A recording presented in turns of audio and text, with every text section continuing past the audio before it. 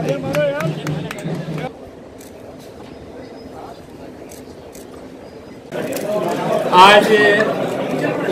हज 2019 का ऐलान किया गया है और ये ऐलान लगभग पिछले साल से 1 महीने पहले किया गया है।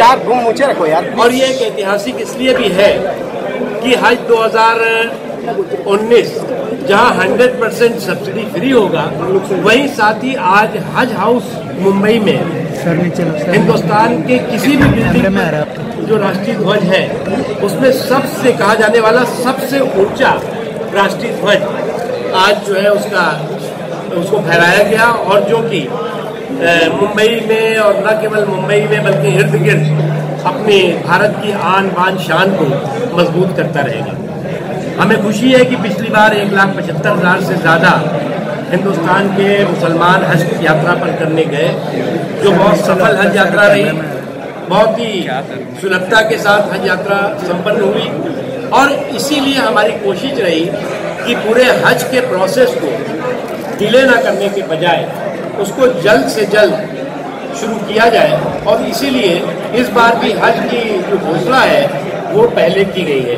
और जो 18 अक्टूबर से हज के फॉर्म के भरने की प्रक्रिया प्रोसेस शुरू होगा, जो 17 नवंबर तक चलेगा।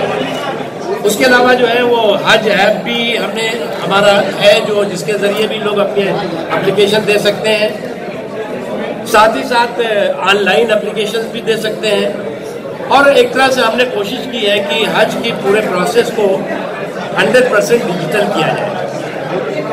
उसके साथ ही साथ हमारी कोशिश ये भी है कि हज सफल हो, सुलभ हो और अच्छी तरह से हो। इसलिए लगभग 21 इम्बार्केशन पॉइंट से इस बार जो है वो हज यात्रा होगी पूरे देश भर के। उसमें एक नया इम्बार्केशन पॉइंट कालीकट केरला का है, वो जोड़ा गया है।